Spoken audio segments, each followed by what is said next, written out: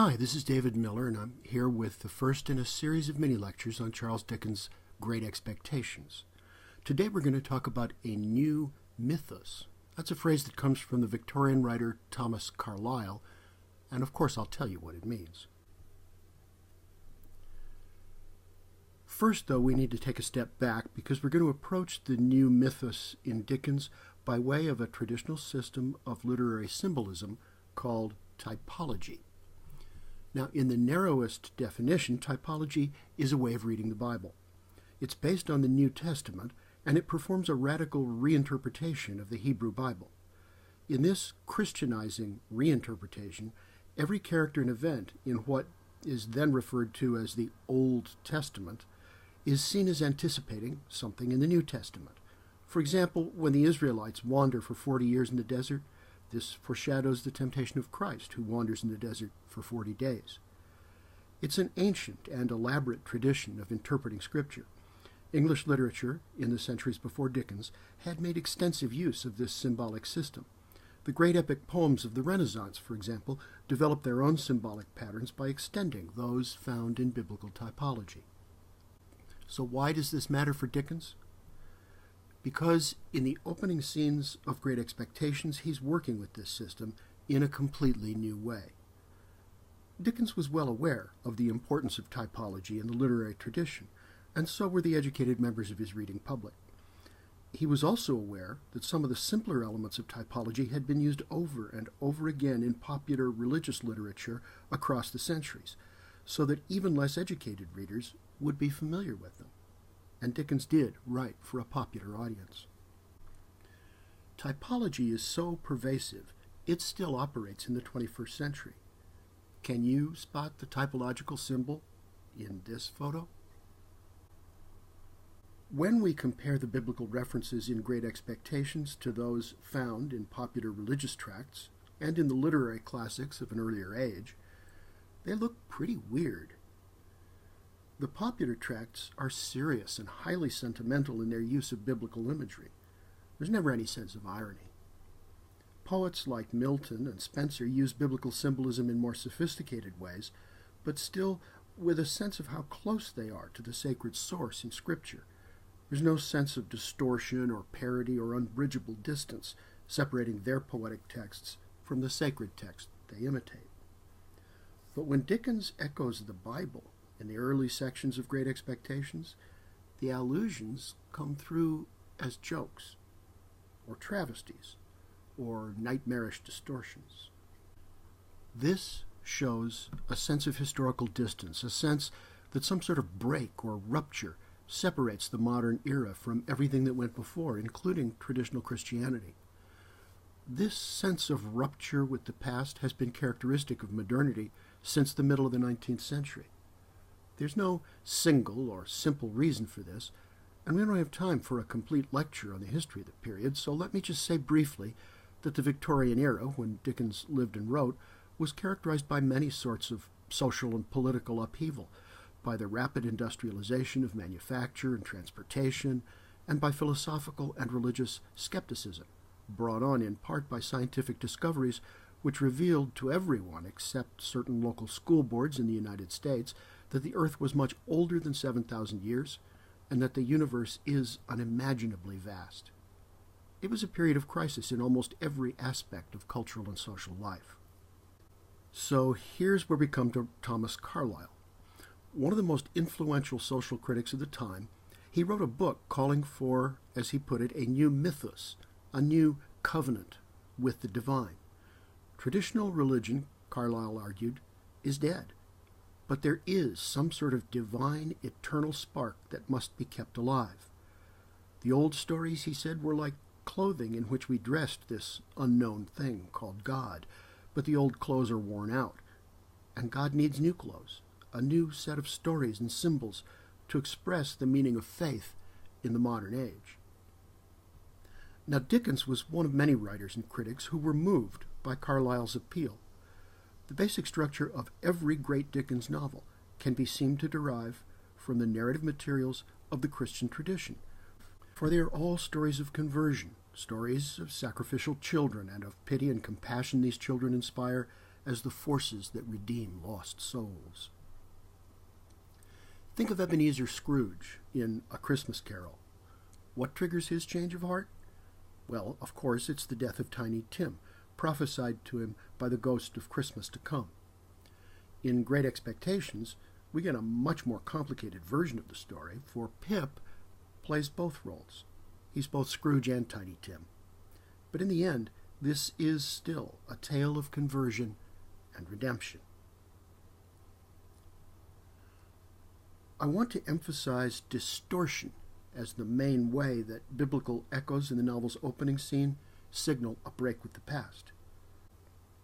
And I'll ask you to notice how this wrenching force of distortion conveys something like Carlyle's sense that the old mythos, the old covenant, is broken beyond repair.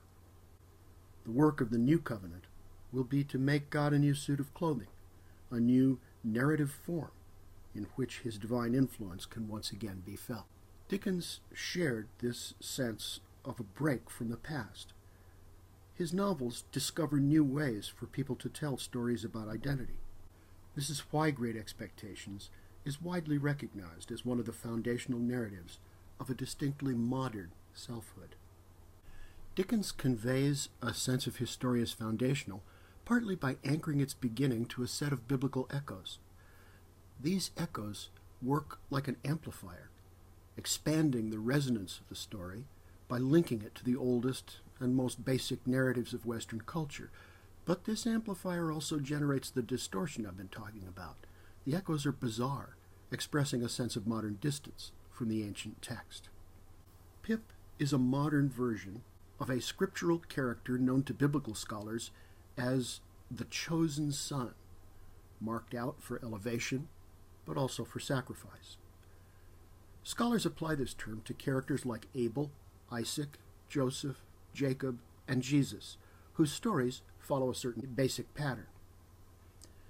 In Pip, Dickens is consciously reinventing this pattern, and so the opening of the novel is carefully composed to suggest both how ancient and foundational the story of the self is, and how radically it's being transformed in Great Expectations. We'll start where Dickens does, with the story of Abraham and Isaac. I'll assume you know it. Pip, in the opening scene of Great Expectations, has much in common with the biblical Isaac. His Abraham rises up out of the graveyard like the dead hand of the past, threatening to reenact an all-too-familiar scene. "Hold your noise!" cried a terrible voice as a man started up from among the graves at the side of the church porch. "Keep still, you little devil, or I'll cut your throat." The convict, nameless at first, although we will eventually come to know him as Magwitch, sets Pip on a tombstone and leans him over backward. He came closer to my tombstone, took me by both arms, and tilted me back as far as he could hold me. After each question, he tilted me over a little more, so as to give me a greater sense of helplessness and danger. "You get me a file." He tilted me again. "And you get me whittles." He tilted me again. "You bring 'em both to me." He tilted me again. "Or I'll have your liver out." He tilted me again. The visual elements of this scene, the threat to cut Pip's throat, the gesture of seizing both his arms and tilting him helplessly back, are powerfully reminiscent of visual representations of the sacrifice of Isaac. This is Rembrandt's version, and you can see the way David Lean's cinematography has been influenced by the iconographic tradition.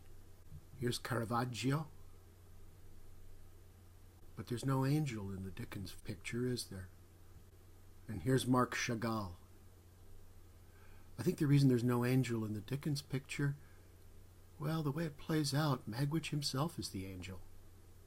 Interesting combination of the two figures. Dickens alludes to the ancient myth of child sacrifice in many of his novels and stories, and when he does, he links sacrifice to the idea of eating the child or burning him alive. In this scene, after devouring a bit of bread from one of Pip's pockets, Magwitch growls at him, You young dog, what fat cheeks you got. Darn me if I couldn't eat 'em, and I hadn't half a mind to it. Later, he threatens that if Pip doesn't do exactly as he's told, your heart and your liver shall be tore out, roasted, and et. Dickens reminds us of this motif once or twice more in the first volume. Pumblechook likes to seize Pip, too, in order to make pronouncements about him. On page 97, Pip recalls the way his uncle would drag me up from my stool, usually by the collar, where I was quiet in a corner, and putting me before the fire as if I were going to be cooked, would begin. Later, Orlick supplies a more gruesome and literal reminiscence of child sacrifice. When I was very small and timid, Pip remembers, he gave me to understand that the devil lived in a black corner of the forge, and that he knew the fiend very well. Also that it was necessary to make up the fire once in 7 years with a live boy, and that I might consider myself fuel. Pip's probably not quite 7 when this happens, and you notice that 7 years is a kind of a ritual number. It's arbitrary, but it seems very significant.